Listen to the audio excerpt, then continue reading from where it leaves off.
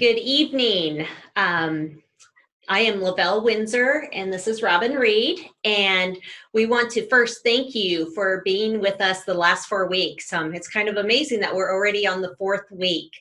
One thing that Robin and I were talking about this past week is that the material that we have covered over this last 4 weeks, including this evening, is actually what would be the equivalent of a semester's worth of material. We're not muted, sorry. Okay, this would actually be a semester's worth of material if you were taking this as a college class on campus. So we've gone through this material very quickly. We recognize there's probably a few things that in some of this material you may not have caught the full grasp of, but we hope that we have provided you with some material that you can just take home some bits and pieces and actually use this on your farm. So we're going to go ahead and dive right into our presentation this evening, and we're going to talk a little bit. Let's go ahead and go to the presentation. So this evening, our focus is going to be on cash flow. So we have, there we go. So this evening, our focus is going to be on cash flows. We talked about record keeping in the first session, balance sheets, income statements, and cash flows. So the way that the evening is going to work is first, we're going to have a few introductory notes, and then we're going to dig right into the cash flow activity. We're going to do a presentation on cash flow, do an activity just very similar to what we've done in the other sessions.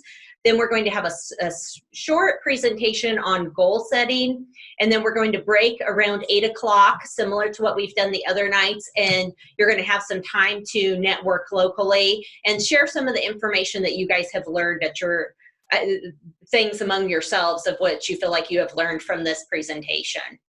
So we wanted to acknowledge that last week's presentation on income statements, that is a difficult topic. And honestly, as Robin and I were putting together the material for that, we really struggled with how to break it down so that it fit, so everybody got something out of it, because we do know that we have a lot of financial skill level differences in the participants.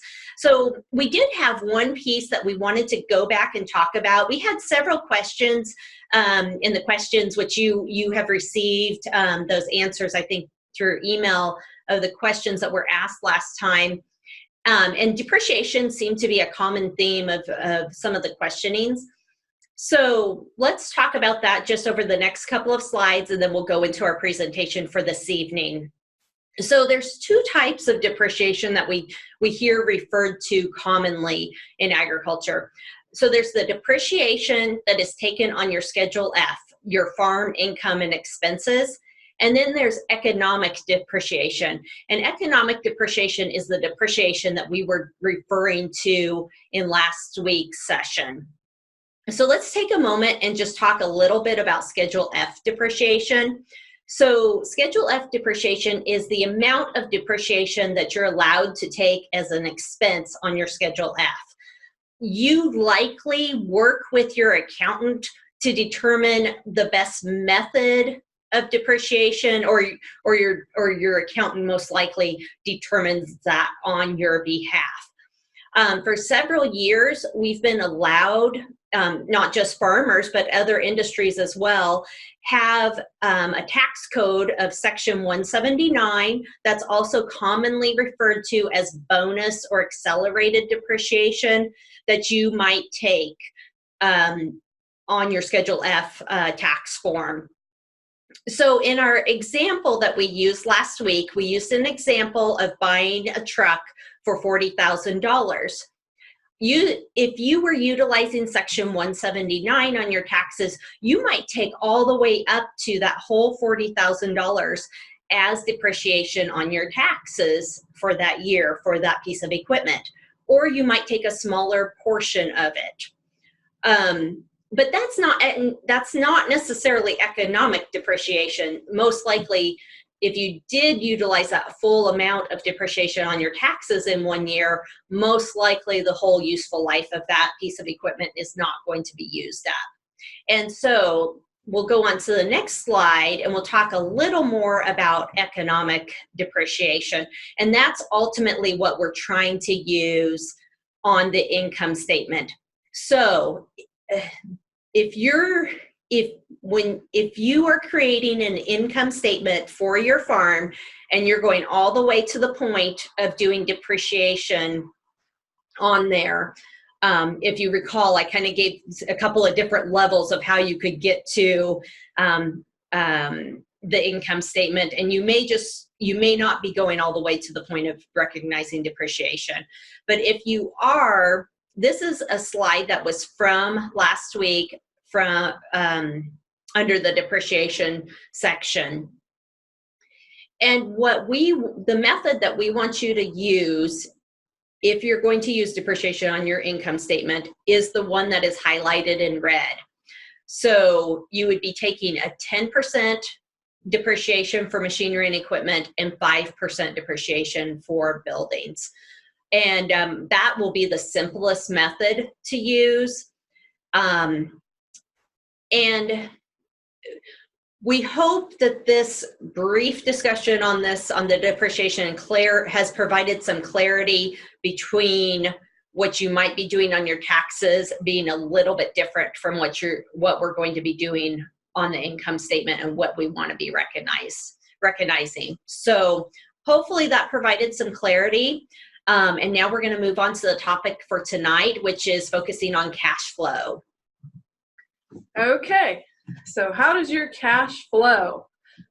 We've the last 3 nights been going through the big statements that when we talk about farm financial management, and just to kind of go back and emphasize the difference between those. There's actually the second session, we did the balance sheet, and that lists your assets, everything owned in the business, your liabilities, everything owed or creditors have on your business, and then your net worth. So the difference there, that's a snapshot in time of the financial picture of your business. Last week we did the income statement. That listed all your income and expenses, and we talked about accrual adjustments to make sure that when you're generating income, you're listing the expenses that you had to make that income. So that way you're evaluating the profitability of your operation. Now what we're going to talk about tonight is cash flow.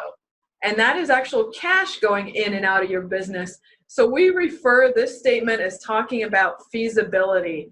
Commonly, lenders are going to want to see a cash flow as they're going to make a loan. And that just says, do you actually have the cash to pay that loan back? So what we're doing is looking at feasibility with this statement and not profitability. Just want to differentiate those because this might look kind of similar to what we did last week. So the cash flow definition and purpose. Again, recording the actual dollars coming in and going out of the business, actual cash transactions. Now the features of this shows, again, where the money goes in and out, but it also indicates if and when money will need to be borrowed if we have an operating line of credit or need to get one, or we have family living expenses going out, and we'll talk in a little bit why or when we might include those as well. So just think of cash going in and out of your business and the recording of that occurring. Now, what kind of inflows are we talking about? When we're looking at farm inflows, typically this is the big categories is the sale of stuff that you're producing, be that crops, livestock, vegetables, anything that your farm is producing that is sold on an annual basis. Any government payments, such as the agricultural program payments, crop insurance, things like that. Capital asset sales. A capital asset, we mean here like a piece of equipment or machinery, possibly land, something that you're selling out of your business that the cash is coming back into the business. And then possibly off-farm income. As far as outflows, typically we're going to be thinking about the inputs that we have, seed, fertilizer, chemicals, feed, veterinary, any of those day-to-day expenses that we have to run our operations. Capital asset purchases. Again, a capital asset, say we buy a tractor, some other piece of machinery, land, anything like that. Just to note here, making one of those purchases and financing it, the financing money would actually be an inflow coming in for the outflow that you had in purchasing that piece of equipment. Family living, if we are pulling money out of the business to live off of, we want to account for that on our outflows. And then paying any taxes that are due. Those are all going to take cash from our business to make happen.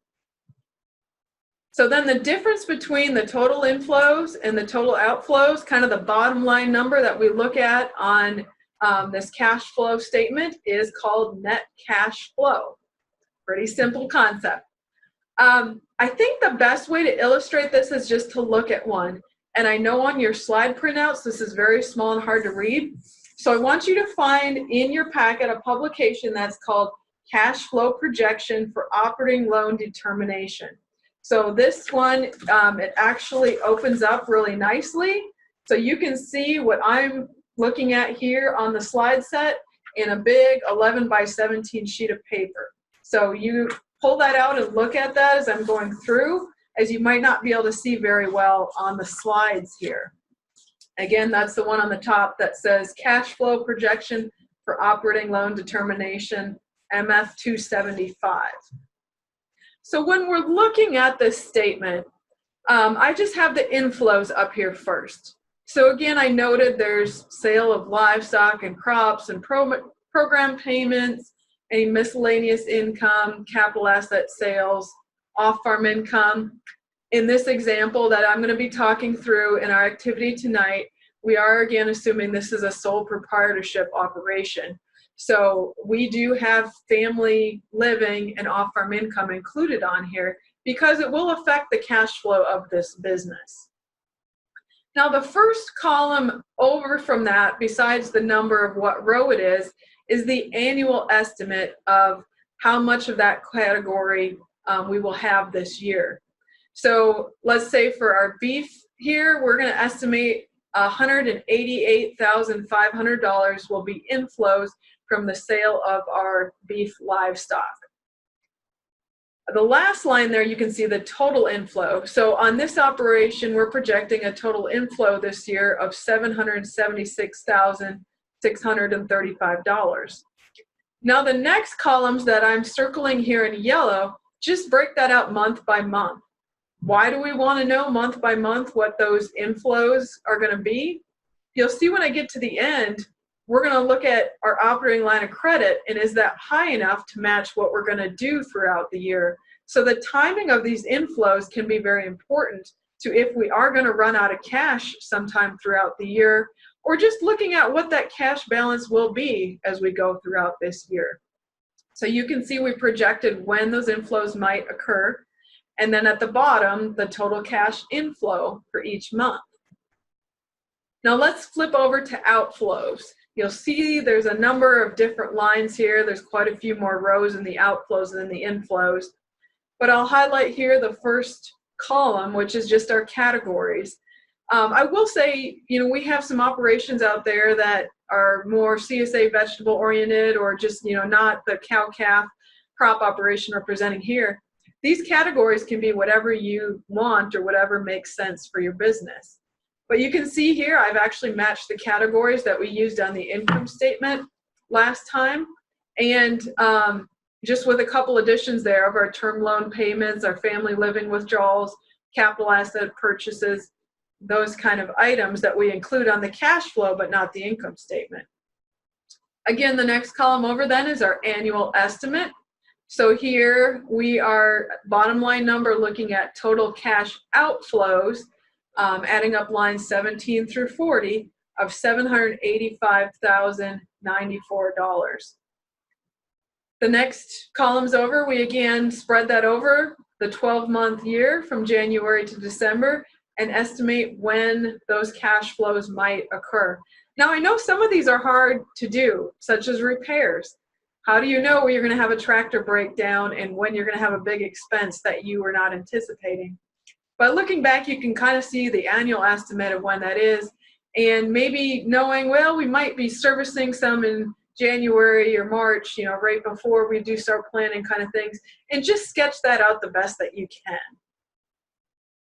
Now I'm just bringing down, looking at the bottom of the total inflows and outflows. So let's focus on what this statement can tell us and eliminating the busy lines in between. So the green bar here just shows the total outflows, or line 16.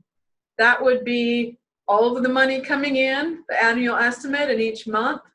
And then I pulled out line 41, which is the total outflows. So this is each month, or on the annual estimate, how much cash is going to be going out of this business. So if we put these two things together, we take our inflows minus our outflows, and again, that is what we're calling our net cash flow.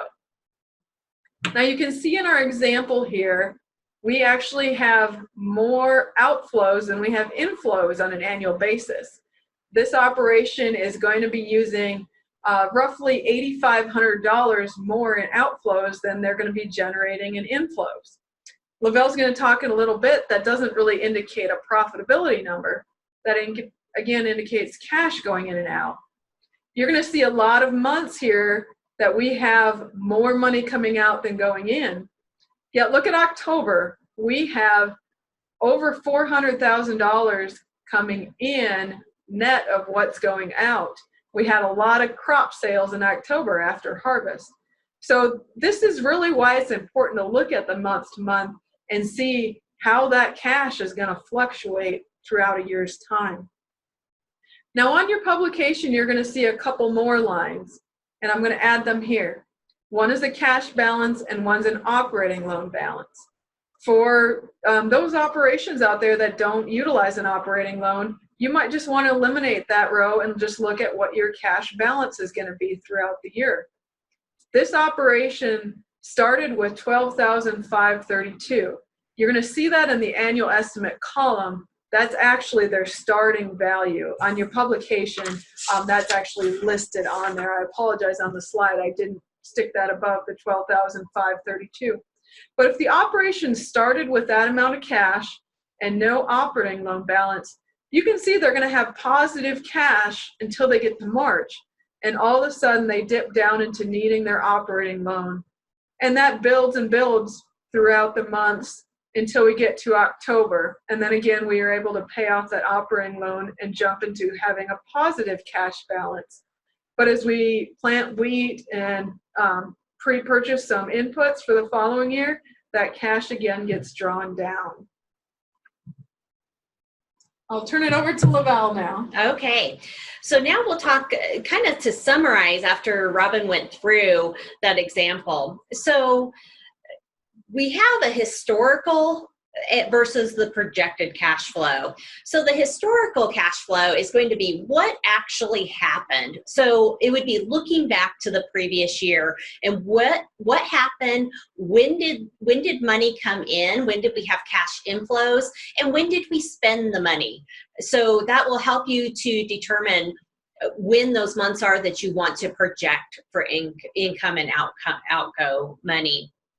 An example of this might be, for example, for diesel. You're probably going to have an increase in diesel expense right before planting and right before harvest time. So you might indicate some higher levels at those times. When you're making a projected, it's estimating when will that cash come in and when will it go out. And then also along with that, which works simultaneously along with it, is what will my operating loan balance requirements be? So when you're working on your cash flow, you have to start somewhere if you're going to create a cash flow. And really the best way to start making a projected cash flow is to look at the historical and what happened the previous year or in years prior, thinking through what you've done in years prior. So do you include family living and off-farm income? And the answer is that if it will affect your farm's cash flow, then yes. And the example that Robin just went through, and then the example that we're going to use in the activity this evening will be a sole proprietor. And so yes, in that one we will be using the family living and the off-farm income. However, if this was a corporation, then we would not be using the family living and the off-farm income. So completing the cash flow, do you do the total business or partial business cash flow? So most operations that I work with, we will usually do a total business cash flow. A lot of the operations that I work with are usually going to be crops, and they might also have some livestock. Oftentimes in Kansas, that's going to be cattle along with that. And so we're going to look at that all together. But an example, if a farm like that wanted to pull that apart to do a partial cash flow, they might do the crops as one cash flow, and they might do the cattle and any hay or forage as a separate cash flow. And if you're looking at analyzing those different segments of the business, that would be a good way to do a partial and kind of analyze what are the needs for that operation. So there's the options. Robin just went through doing monthly intervals, which is very helpful for planning. And oftentimes that might be what a lender is requiring. There is also the option to do an annual cash flow. None of those ways are wrong. The more detail that you put into it, the more useful that's going to be to you. But if doing an annual cash flow is the easiest to get started, we just want to encourage everybody to start where you're at and with something that's going to be workable for you. But we really do like the exercise of going through the monthly cash flow, because that is where you're most, that's going to be the best way to determine how much you will really need for your operating line, and what months those will max out, and whether or not you may be going above and beyond what your operating line is, and then you can make plans for that. So when we're making a cash flow projection, you're going to look at several different sources. And as you can imagine, good farm records are going to be critical to help you to understand that. So first of all, we might want to just look at, if you have using cash flows from prior years, that's the best place to start. But your tax return, your Schedule F, I feel like we've talked about the Schedule F in every single session. That is a good place to start with if that's the best place that you have. So once again, you've seen this slide in every single session that we've had. This is what the Schedule F looks like again, and that is the actual cash that you brought into your farm, the actual expenses that you recognized for your farm. So that may be the best place to start with if you're making a projection for the next year. So what are some of the things that are most valuable to your farm by using the cash flow? The cash flow gives you a picture of your yearly budgeted expenses and income, and it helps you to plan when you think that those items are going to be, when you're going to be bringing money into your operation, and when those expenses might be incurred. It evaluates your feasibility. Will the operation cash flow? Are there going to be sufficient inflows and to cover the outflows that you have at various times throughout the year? It indicates if and how much you will need to borrow, and not just how much, but when you will be borrowing money from your line of credit. And we'll see that here in a moment as we work through the actual activity. You can compare your projections and then what is actually happening, and then monitor those discrepancies. As you go through a year of doing a cash flow like this, I guess really honestly, it's any of these financial statements that we're talking about. The first year is going to be hard. It'll be tedious to think through. The next year, it'll be easier. And then the next year, it'll be even easier. And you'll kind of wonder, what in the world did we do without doing these financial statements, or not doing them prior? And also, you can utilize the cash flow to allow for planning new projects or investments for the business. For example, machinery changes, or possibly buildings, or facilities, or land investments, and helps you to plan out when you might do those and how that fits into the overall flow of the money in your operation. So the question is does cash flow indicate profitability? No, cash flow does not indicate profitability. The income statement that we talked about last week, especially when we have accrual adjustments considered, that is where you're going to look at profitability.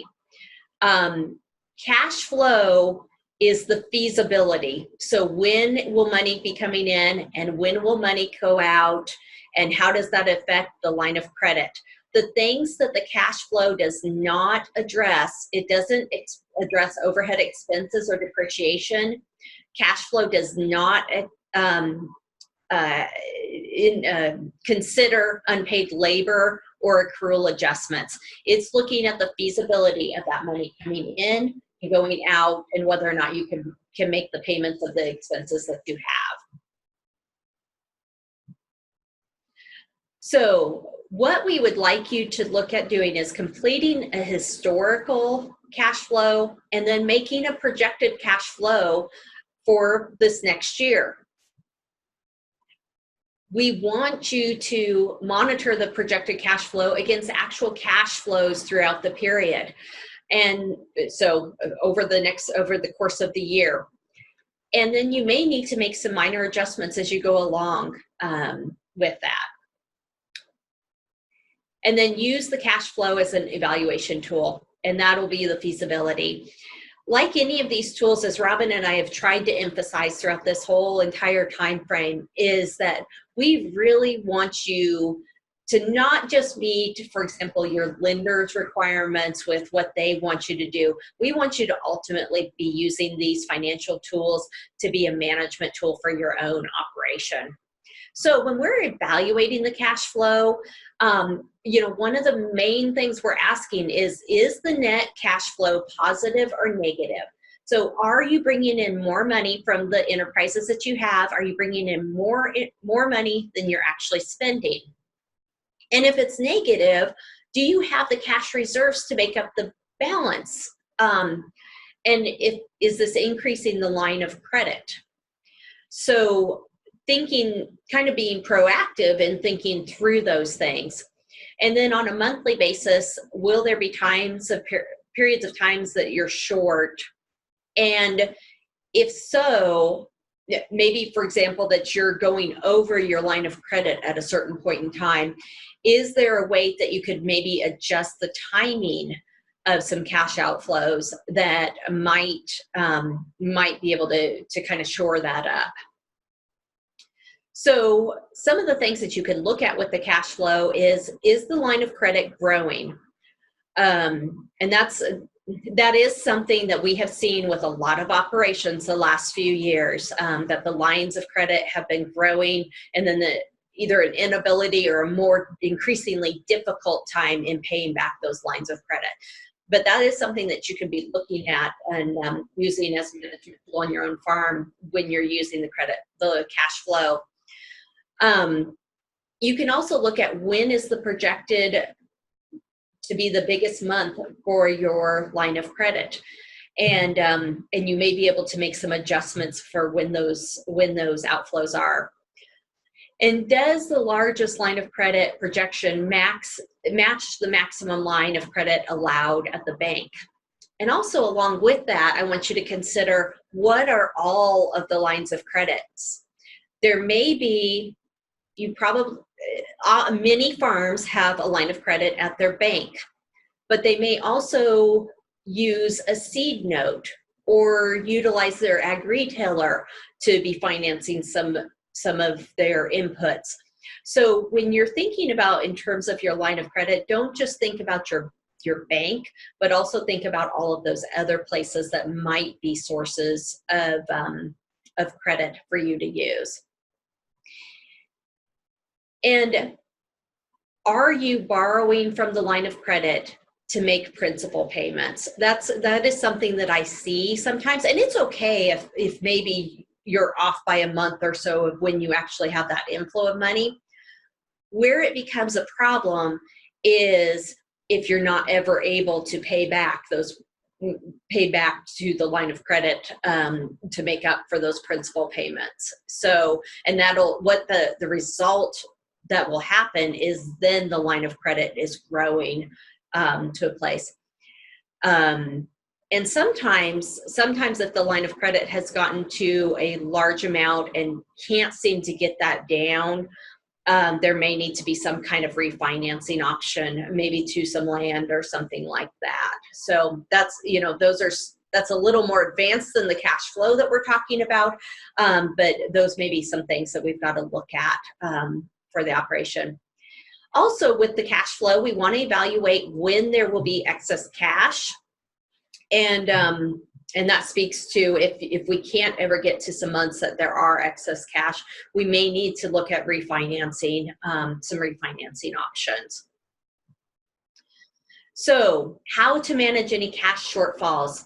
First, and this is one of the things that's so nice about the cash flow, is this, by doing a cash flow, it allows you to anticipate a shortfall and then make some plans for, first, what kind of shortage are we expecting, and then what might we do to reduce that impact. So possibly, is there some place that we can either increase income or reduce expenses somehow, or maybe move some things around? Maybe we want to reevaluate some sort of enterprise mix or consider some other possible sources of income. We might be thinking about making some upgrades in machineries or facilities or something like that, and we may have to evaluate, is this the most feasible time to actually do that if we're not able to get that to cash flow the way that we want to. Also, if this is a sole proprietorship, can we reduce family living or increase some off-farm income? Those may be some options as well. Possibly sell some unused or underutilized assets. Sometimes it's kind of surprising when we look around our farms. We almost have to look at them with fresh eyes to see some things that we might be able to do that just kind of become stagnant in front of our eyes. Or is there some place that we can get some additional funding? Is there savings or some place to refinance some debt to be able to stretch out some payments on things? So when we talk about the wrap up, the two items in bold are the ones that we really want you to focus on. So completing a cash flow annually and then monitoring that throughout the year. That's a piece that we would really like you to consider implementing into your farm if you're not doing that already.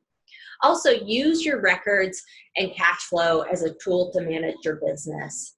And then along with those items comes keeping accurate and timely records. Once again, that just goes back to the point of we really need to do a good job with record keeping.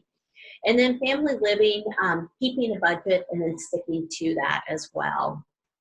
So, okay. So this was a little shorter presentation tonight. I think the cash flow is fairly straightforward, and once you get into working on it, you can see how it works, even though it's a little more difficult on your own operation to put those numbers together if you don't have good records at this point in time. But let's take any questions out there. So if you want to type them in the chat, we're going to go ahead and try to answer those as they come in before we get to our activity. And just to remind you, similar to the other evenings, what we will do is by Friday, Robin and I will answer all of the questions in a Word document, and then we will send those out to your host locations, to your facilitators, and then they will send those onward to you so that you can see not just the questions you might have had, but also the other questions that other participants had as well. All right, let's go ahead and start taking questions here. Host agents, please type them in as you get them from your participants, and we'll just take 10-15 minutes here to do that. First question here, what is unpaid labor? So in our example of a sole proprietorship, the operator, the farmer, the owner here is not actually drawing any labor wages from the operation. And that's why we're including family living. So you can kind of think of the money that's being taken out of the business for family living as their wages as the operator of the operation. That might also include some, children or unpaid family members that are working in that business too that don't actually draw a paycheck in the expenses. So there's a question here about the cash flow being different than a budget. And so you can actually somewhat think about the cash flow as a budget because you are preparing your thoughts on what you think you will be, where you think you will be spending your money, especially if you're thinking about creating this as just an annual cash flow. It is kind of setting those different items out, such as repairs and fuel, as your budget items. But where the cash flow takes that one step further is breaking that down into month by month, and then also considering that with your line of credit as far as where how do those inflows and outflows affect your line of credit, or where you think you might be short, and if you don't have a line of credit, how does that draw down your cash reserves, or where do you need to find that extra money? So the question on should the operating loan be shown as a cash inflow, in the way that we have structured our cash flow, and just recognize the way that we're presenting it here is not the only way to do a cash flow. If you look in your textbook that we provided, there's another format that they use. That's not wrong. There's just different operations can utilize a cash flow differently. But in the way we do it, that bottom line number is showing what your operating loan balance would be. So we're kind of determining what that is, not actually treating it as an inflow and outflow item. So there's a question here about if family living withdrawals are taxed as income, and the money that you're going to pay your family living out of is either going to be off firm income, or it's going to be the profits that you make in the business. And so yes, those items are going to be taxable because otherwise they're not a deductible expense that you're going to be able to deduct off of your taxes. And to go along with that, why would you consider family living expense as an income? Again, we're looking at cash going in and out of the business. So as we're drawing money out of the business to pay family living expenses, that's an expense. The family, if there's any outside income from a job separate of the family, then that's an income. And, you can look at those two items and see how they offset. Is the off-farm income, the job in town, offsetting the family living expense, and how much has to be contributed by the farming operation? I'll let you take the QuickBooks question there. Well, so there's a question about, is it possible to do a cash flow and a projected cash flow in QuickBooks? And I don't know. I'm not familiar that there is. I mean, there might be. We will get the answer to that and have that in the answers that we send out to you guys on Friday. So I assume you can do a historical. Yeah. Well, there would be a tool that you could use in there. Okay. I don't know if it would come through as a cash flow for sure. So Amanda's question, how long do you depreciate equipment and buildings on the income statement? Do you want to speak to that as well? Yeah, so what you're going to look at what you're going to do, like for example, with your equipment, you're going to have an equipment list. Let's just say that you have $500,000 worth of equipment on your farm. And you're going through that each piece of equipment and updating that to what you think are the current market values.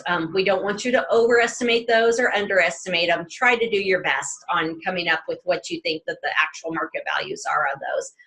And then you're just going to take 10% as the depreciation using that formula that we gave you earlier. So that would be a $50,000 consideration for depreciation. So I think that maybe we're getting a little too far into the weeds with that. The overall is that we're recognizing that the whole line of equipment is having a depreciation on it. And I do recognize that, you'll have an older piece of equipment that kind of has bottomed out on what it is, but it does have some amount of salvage value in it. But those newer pieces of equipment, maybe they actually depreciate more than 10% in 1 year. So that's how we would recommend to do that. So the question on large loans such as land, do you recommend adding those to the cash flow statement on the due date? Yes. If you look in your example on this publication that I showed here, there's actually a category for term loan payments. And in this farm, they have a $48,000 payment in November, and that's the payment on their land loan. So when you're thinking about this, it's a budget. We know that number's coming, but we're recording it when it's actually due. So we need to know in this farm, we have $48,000 ready to make that principal payment in November when that's due.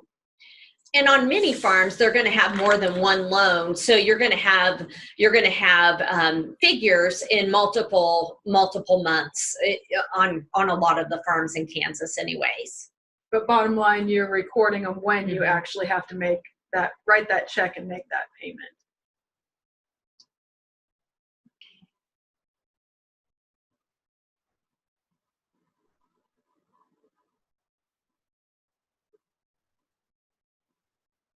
So on the question on depreciating livestock, I would say that that's definitely a question for the accountant and how they want to handle that. Typically on the income statement, it depends. On our example last week, we were assuming they're raising replacements. So that breeding stock is not actually losing value. It's maintaining a constant state by selling cull cows and bringing in heifers every year. So in that instance, we're not recognizing depreciation on the income statement when we're looking at profitability. As far as the income tax side of it, I just am not a tax expert to know enough how you want to do that. Yeah. And there's a lot of these types of questions that really you do need to work directly with your accountant, because they're too broad of questions for us to be able to answer exactly how your accountant is handling. And that's one of the key resources that we would encourage you. And I know that many of you are already working closely with your accountant, but we really do want you to encourage you to use your accountant as a resource person. You're already paying them. You might as well become close friends with them and ask these types of questions and take time to understand how they're actually doing that. And if I think sometimes, when they or we focus on, we do those kind of things all the time, we probably don't slow down enough, and your accountant might fall into that same boat, that they don't slow down enough to explain how they're getting at those types of things. Ask them, make sure that you're understanding, because you want to understand how your accountant is handling various things, and that'll just help you to understand what you're doing within your business better. Sure. Question here on how can explain term loan proceeds and payment and how this differs from the operating loan. So term loan would be loans on your machinery and your equipment and land, and those are the ones that we know when the payment's gonna occur. So, again, going back to the example in your handout here, you'll see the months that we're making those principal payments on those items. So again, that's machinery, equipment, land. It differs because our operating loan is typically for inputs, and that's going to fluctuate on a month-to-month basis. There might be times where we're required to make a payment on our operating loan, but here in the cash flow, that we're presenting. That's the bottom line of, what's going to be needed for that operating loan. You also might notice here, interest can differ. There's actually a category for interest that differs from the term loan payments. So you might be making some interest payments on the operating line of credit and not actually paying a principal balance.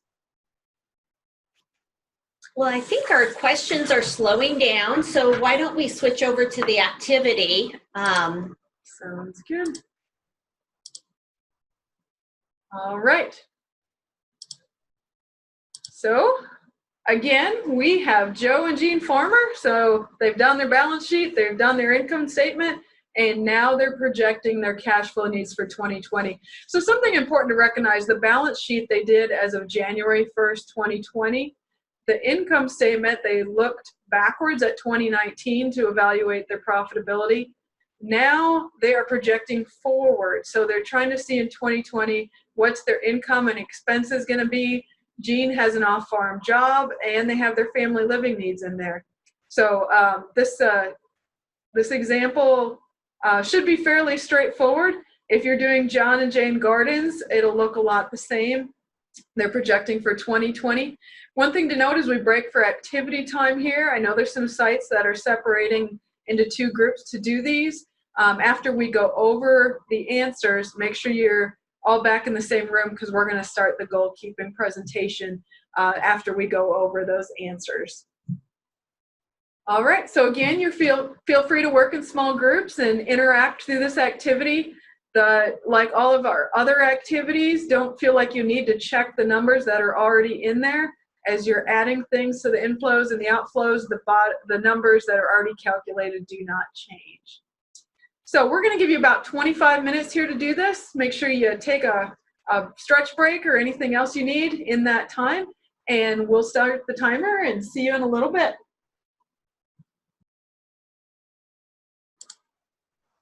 All right, hopefully you all made it through the activity.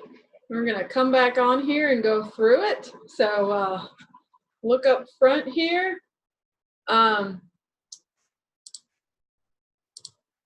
Okay, so hopefully you can see this somewhat here. I know it might not be that big on your screen. So the first question is selling 160 calves at weaning in October at 550 pounds and using $1.50 per pound sale price. So you're putting that income in October of $132,000, and then you're going to add that.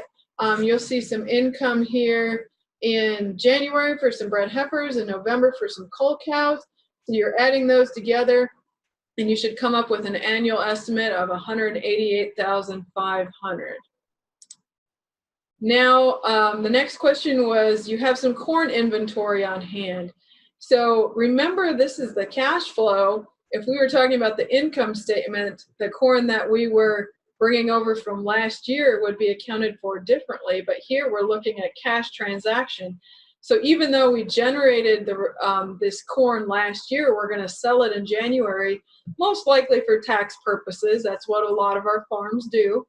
So here, that inventory on hand of 10,000 bushels was sold in January in a $315 sale price, so it's $31,500. We add that to some corn that's already going to be listed as sold in October. And then we get our annual estimate of $95,256. So those were the two cash inflow items that you had to work with. Now let's go to outflows. And I apologize, this is pretty small. But your first item was a veterinarian expense, and you were told that you had some larger amounts in March and October.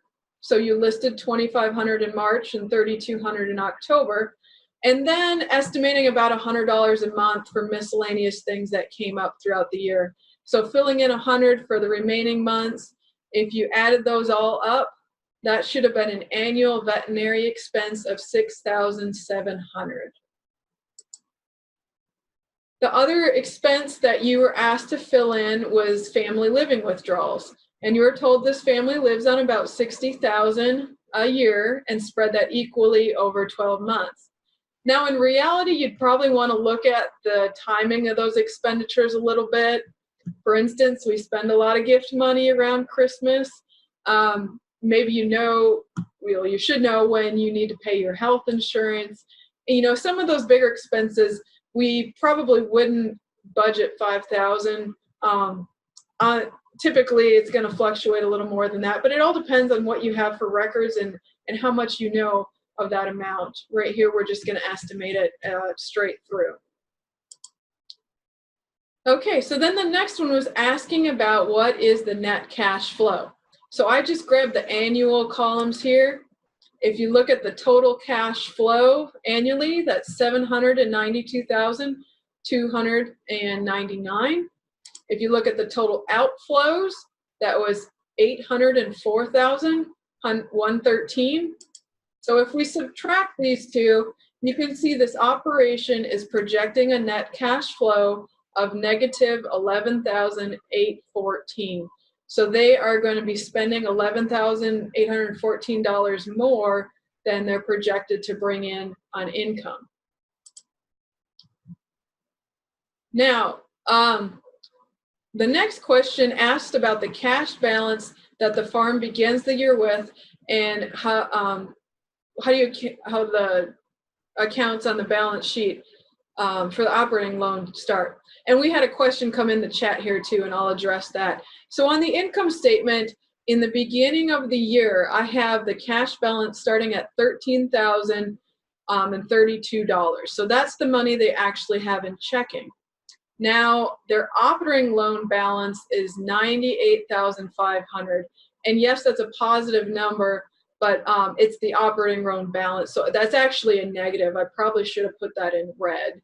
I apologize if I confused you there. That is an operating loan balance. So that is when you take 13,000 minus that 98,500, they actually start the year with 85,468 negative in cash.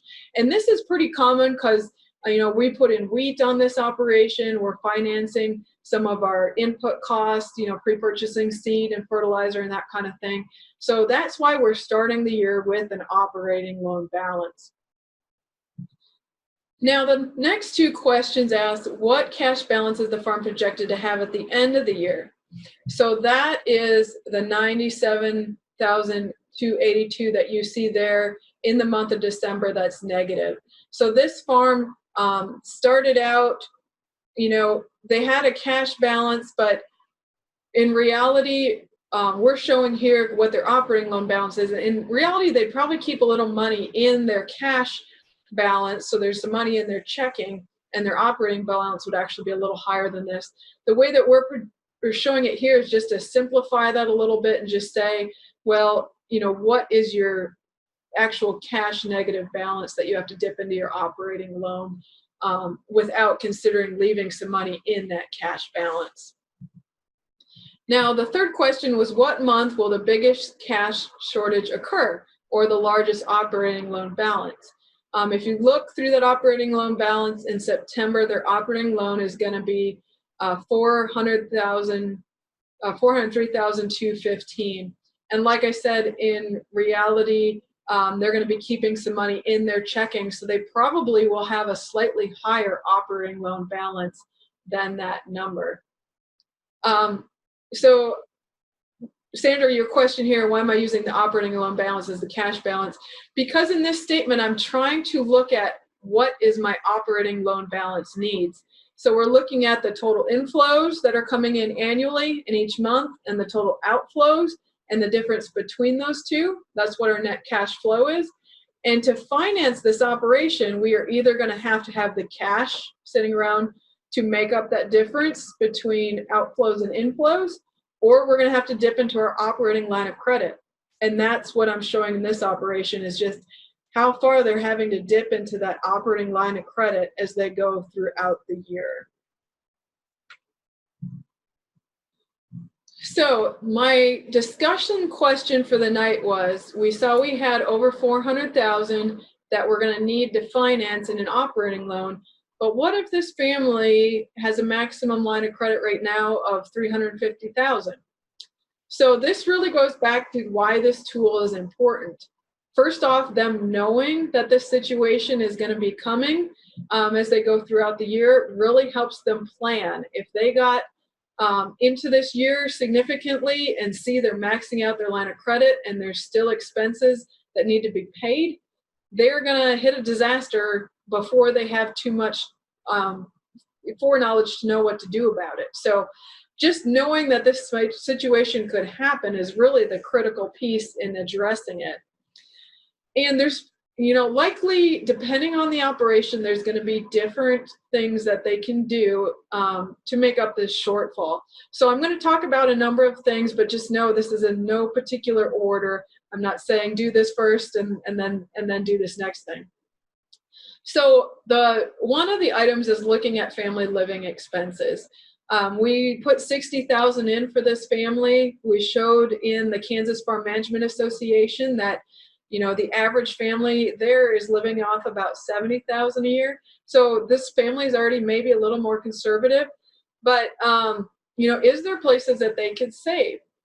Is there a way to increase off-farm income? And by doing this, can they reduce their family living by, say, that off-farm job, providing some health insurance, retirement, and other benefits to the family that could both increase off-farm income but reduce family living expenses at the same time and help those two things to balance out a little bit. These are just kind of some more popcorn kind of responses. Is there some type of custom hire or other work that can be generated to increase farm income with some of the assets that they already have and maybe aren't utilizing to a fuller extent?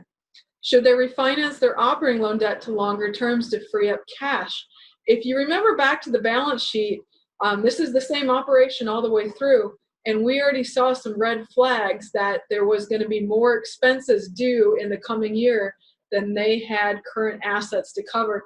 So we already kind of talked about that maybe this farm is in a spot where it needs to refinance some of its current debt to longer terms.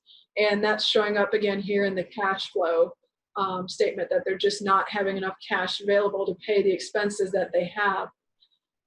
Should they wait to build that new machine shed? That's going to cost a significant amount of money that they are financing, but I believe there was $20,000 down payment that they had to make, so that's using up some cash.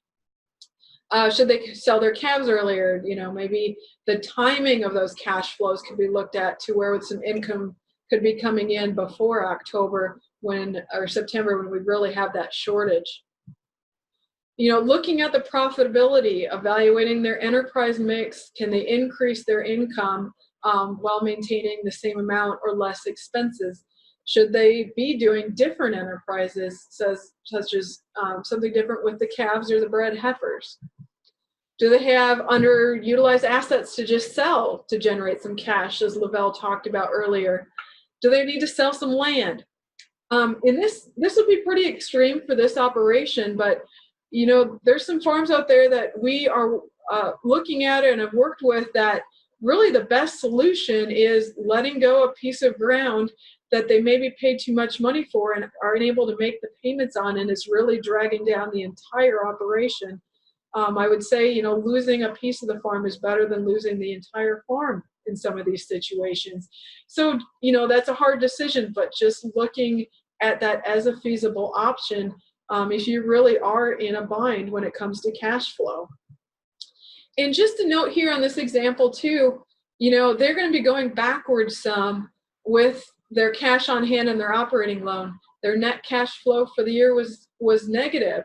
So they're going to be backing some of this money up into their line of credit where they're starting next year with an increased balance. And at some point, they cannot go on just increasing their line of credit like that. So, looking at profitability and options to improve this situation going forward. So with that, we're going to bring Lavelle back in to talk about some goal setting as we wrap the night up. Okay, thank you, Robin. So one of the pieces that we wanted to bring forward with our through all of this presentation, we wanted to talk a little bit about goal setting. And so I'm going to jump right in here. And so what is a goal? So a goal is any planning that you're going to be doing to plan for your future.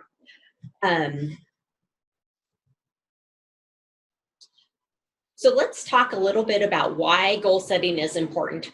Goals give you focus. If you've ever set a goal and then you kind of have your eye on the ball of what you're trying to accomplish, it also allows you to measure progress and helps you to have less distractions.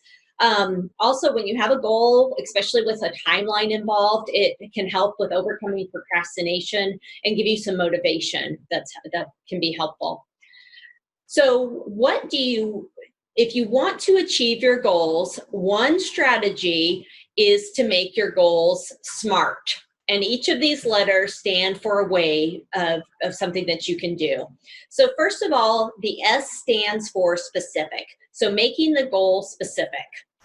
So the goal needs to be clear and specific. If it's not clear, if the goal that you set is not clear, it's difficult to focus, and it's honestly unclear to know whether or not that goal was reached. So some questions that you can ask when you're thinking about setting a goal is, what do you want to accomplish? Why is this goal important? Who would be involved in achieving this goal? Where is it located? What resources are involved, and how often or how much. So some very specific things. So we're going to have some, let's just dive into some examples of what goal setting might look like. So a non-specific goal is applicable to what we're talking about is if somebody said, my goal is to improve record keeping, farm record keeping. Well, how would you know if you accomplished that or not? It's hard to identify whether or not you're better at the end of the year than you were at the beginning. A specific goal would be, I will improve our farm record keeping by paying our bills every week on Monday evenings and record and code in the financial activities in QuickBooks. As needed, I will work with my accountant. That's a very specific goal, identifies a lot of things. The M in SMART goals is to make your goal measurable. So your goal needs to be measurable so that you can track your progress. And without the goal being measurable, how do you know if you achieved your goal?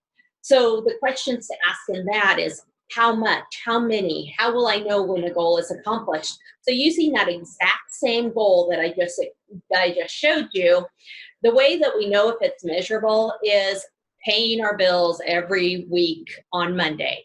So that's setting out something that's a measurable thing. You know, in this one, this might be a little too stringent. I mean, we're all busy people. We all have a lot going on, but identifying a timeline so that you can set some time apart. If this was my goal, and I mentioned at the beginning that on our own farm, one thing that I do is nearly every single Monday, I pay our bills and I put everything into QuickBooks. That's just been my routine for years and years. And I would say 90% of the Mondays out of a year that I do that. But there's times other things come up. So we do want it to be measurable. I don't want you to make it so stringent that it becomes impossible and then you get down on yourself and then just kind of give up. That's not the point. We're more so demonstrating how to make this specific so you know whether or not you achieved your goal. So the next part, the A in the SMART goal is achievable. So the goal needs to be attainable to be successful. So is it possible to reach the goal based upon any constraints that you might have, such as time or financial factors? So in this, is this goal even achievable? For my farm, yes, this goal is achievable most of the time. It may not always happen on Mondays. It's definitely going to happen once a week, and probably 90% of the time, it's going to happen on the timeline that I suggest. So I feel like that's pretty achievable for me on our operation. So you want to make the goal fit for something that fits in your own situation. The R in SMART stands for realistic. So is this goal feasible within the timeline that's identified? Also, encourage you to start small. If you have a really big thing that you want to achieve, try to start on a smaller level and set goals that can be accomplished with the resources that are involved. Ask yourself, is the goal relevant and is it worthwhile to invest time into? There's some things that once we kind of think it through might not be worth doing, and that's okay. It's better to set that aside than to invest time that's not reasonable. But for our goal that we're laying out here, that I'm laying out here, is it realistic to pay our bills each week? Yes. In my situation, that's realistic. And it's also realistic to record and code those into the financial software that I use. So it meets that guideline. Timeline is the T in a SMART goal. So a goal needs to have a target date. Part of that target date is to know when you need to focus to accomplish that. And quite honestly, I don't know about you, but sometimes I just need a deadline so I can make sure that it happens. So time can be a valuable motivator and keeps us accountable as well. So some of the goals on our farms, we're of course talking about record keeping, but some of our goals on our farms might be very, very large goals. For example, succession planning. Succession planning might be too big of a goal to set out as just one huge goal. It probably needs to be broken down into multiple steps and with shorter time frames so that you can kind of keep it clear of where you're at. So that would be an example of something big that you may want to accomplish on your farm, but it might be too big to set out as just one goal. And because it's going to be kind of unclear whether or not you met the time frame and all of the steps required within that. So again, our time frame on the goal that I laid out was that this activity was going to happen on Monday evening. So just wanted to demonstrate of how a SMART goal might look like. So some examples that you might have for goals as you're completing this 4-week series is we will complete a balance sheet by January 1st of each year. I think that probably meets all of the criteria of the SMART goal. By February 15th, I will identify a record keeping system that we will implement on our farm. That would be another goal that might be something that you might want to identify on your own farm for a goal setting. So just wanted to give you a quick overview of goal setting, and so that might be something that you pull into your own operation. Next, one thing that we want to show you, we have talked a lot about the Ag Manager website as we've gone through this, and we don't know if everybody has used, we know that there's some people who have not used Ag Manager before on their own. So we do want to let you know that Rich Llewellyn, who is here on staff at the campus, on a weekly basis, he sends out an email update of some new things that are available on Ag Manager. It might be some new radio interviews, or it might be some new publications that are available. And just encourage you to, if you would like to sign up for a weekly email, Robin is clicking on that. Right down there on the left-hand side, there's a place that you can click to subscribe. All you have to do is fill in those couple of pieces of information and submit that. And then you will automatically be added to that weekly email subscription for information on KFMA, on the Ag Manager website. And I might add a couple things here, just since we're on Ag Manager.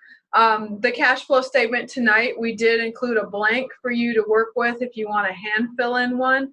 But everything we've been talking about is available in Excel form under this Tools section. I know it's hard to see on your screen, but in this dark purple, there's a section that says Tools, and that includes all of our Excel spreadsheets. One other thing to mention here, as you're looking at the website, we talk about the Kansas Farm Management Association, or KFMA, a lot. If you want to look into what that is, there's a section here called KFMA, and that just takes you to that section of the website. And there's some really good information here, both on the whole farm analysis and enterprise reports from our farms that are enrolled in the Kansas Farm Management Association. And if you have interest in that, all of our local sites do have brochures. Ask your host agent for one if you would consider joining Kansas Farm Management Association. There really is a wealth of information on the Ag Manager website, and we encourage you to at least go onto that website and take a look around, because there really are just a ton of resources available to you, and those are free. And you know, it's something that you should utilize as much as you possibly can. So we are going to go into a few announcements that we have for this evening. We're not quite ready to break, so don't leave us yet. But you know, first of all, we just really want to congratulate you and thank you for taking this time to invest in yourself. 4 weeks in a row is a lot of time to take, and we know that it's difficult with all the other obligations that you have in your lives. And we hope that we were able to present this in a way that it's information that you can take home and really use on your own farm. So we thank you for taking that time and hope that it was valuable. One of the things you received in this was a farm financial book, management book. And we talked a lot during this series about different financial ratios. We just wanted to point out that in chapter 12, it is dedicated to financial ratios and discusses the ratios in depth. So that might be, if you're interested in learning more about those, that might be a place to read up on a little bit. And actually, during the time that we had, you guys were working on your activities, there was a question about unpaid labor and some of the pieces that go into that. That chapter will address some of those issues around that, the ratios that will impact and some of the things that go into that. There are places where you do value that unpaid labor, such as your return on assets and return on equity ratios, but we just did not have time to dive that deep into financial management concerning those ratios. So each week we have asked you to fill out your personal action plan. And tonight we're going to, after we do break, we're going to ask you to complete that this evening and fill out the fourth section, which is on cash flows, some key points that you learned, and then some goals that you will be setting for yourself. And then when you are done with that, we ask you to tear off the yellow portion of that, that's a carbon copy, and give that to your agent. Part of that is a requirement from the grant that we have that help fund this program. So we need to understand, how did this program impact people? But also, Robin and I have a real interest, along with the agents around the state, of what did you learn, because we want to improve this for future use as well. So your comments will be just highly valuable to help us to understand what was helpful to you. We are also going to ask you to complete a fourth session survey tonight. I know how I am when I'm at one of these events and I want to just get home. We really do want to understand your feedback. This is a different type of program. It's the first time that we've offered something like this, and to this magnitude across the state. There's about 685 participants across the state, and across 32 locations. And we just want to hear what you liked about it, what didn't work well in your view. If you'd like to see this format again in the future, that would be very valuable to us. We will also be sending you a 6-month post survey via email. And we want to understand how this impacted you at that point as well. So the last point that I want to make, and don't sign off yet, we have a surprise gift that your host locations might have already passed out, but you will be receiving a calendar this evening that looks like this.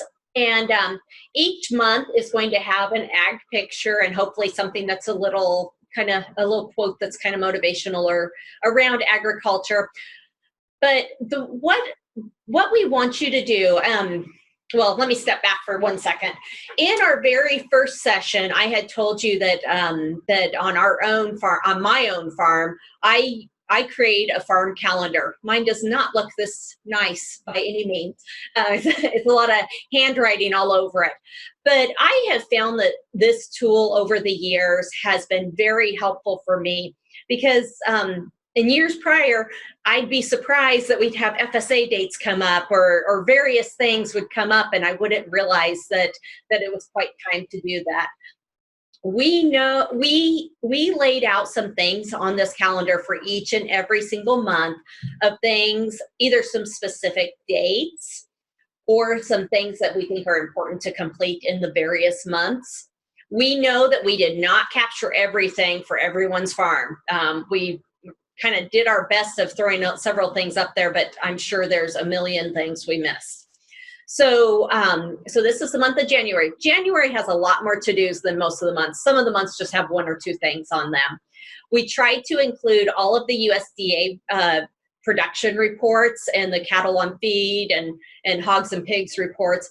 We know that those are numbers that come out from the USDA that can swing the markets up or down. And we wanted to highlight the dates that those come out. So every single month has some amount of USDA reports. Also, once the crop progress reports, those dates are listed on there as well, and how those come out. And also here on the month of January, you can see in the upper left-hand corner the times of when those reports come out. And you know, those reports can be market swingers. So we just want you to be aware of those reports and when they come out.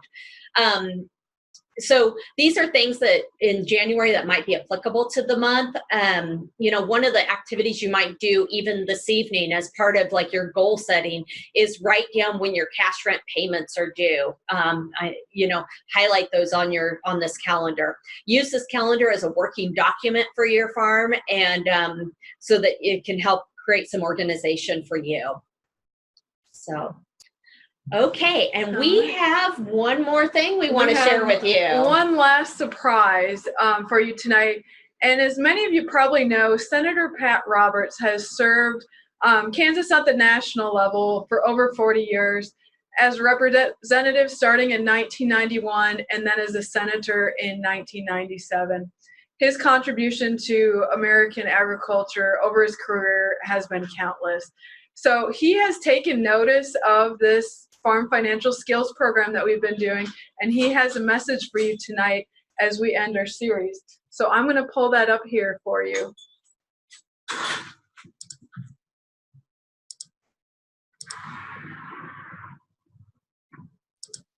I'm Senator Pat Roberts, and I really want to thank you for allowing me a few minutes to speak directly to you, the hardworking Kansas women in agriculture. I want to commend you for taking or being so proactive and taking action to bolster the financial management of your farms and ranches. You know more than anyone, low commodity prices and high input costs, just to name a few, have been making farming and ranching very difficult occupations. Since I began serving back in Congress back in 1981, I have seen the ups and the downs of our farm economy. The 1980s were unprecedented times in rural America. While today's farm economy is in better shape than it was back then, I know you've seen your share of rough patches. I've sat on the wagon tongue and heard firsthand about the many hardships that you're facing, adding an enormous amount of stress to your family life. Like many matters of life, the farm economy is cyclical, and better times are ahead. I encourage you to take a look at the positives. We have multiple new trade deals being negotiated and implemented, and U.S. agriculture is a high priority in every single one of them. We are rolling back burdensome regulations so you can get back to doing what you do best, farming.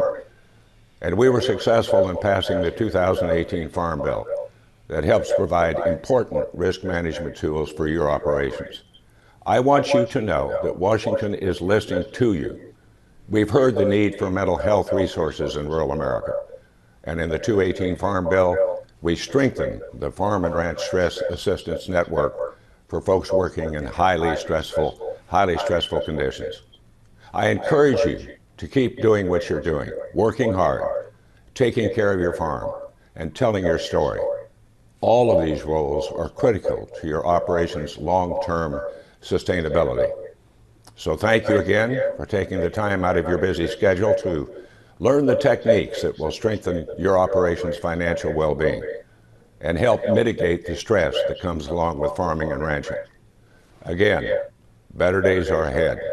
Thank you for all that you do every day. Your work helps put food on your family's tables, as well as the tables of the rest of the families in our country and a troubled and hungry world. Go forth, prosper. Thank you.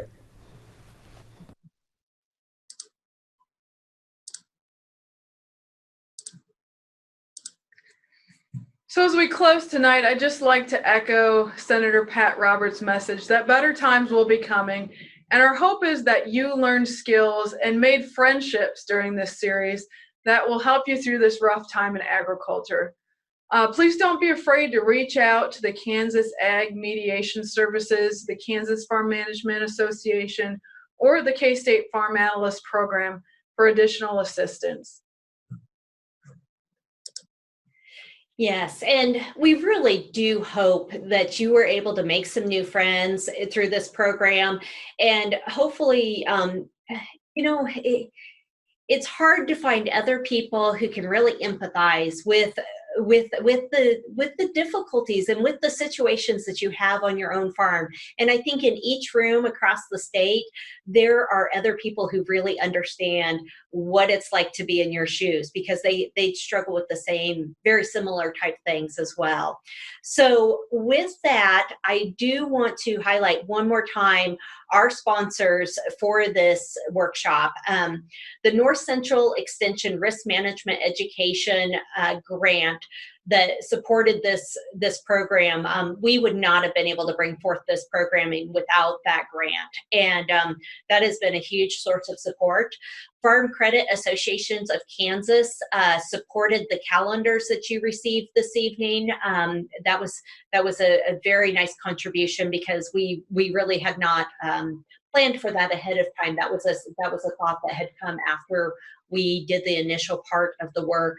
And then also Central National Bank helped provide books to, we initially had a goal for 500 participants, and of course we had nearly 700 participants, and through Central National Bank's support, we were able to provide books for all of the participants that were in this program. So we appreciate all of that, and we also know that there was numerous local sponsors that helped as well. With that, Robin and I are going to sign off for the final time. Your locations have some networking activities for you. And once again, we just want to say thank you again for taking this time to spend with us and invest in yourself. Have a good night, everybody, and thank you.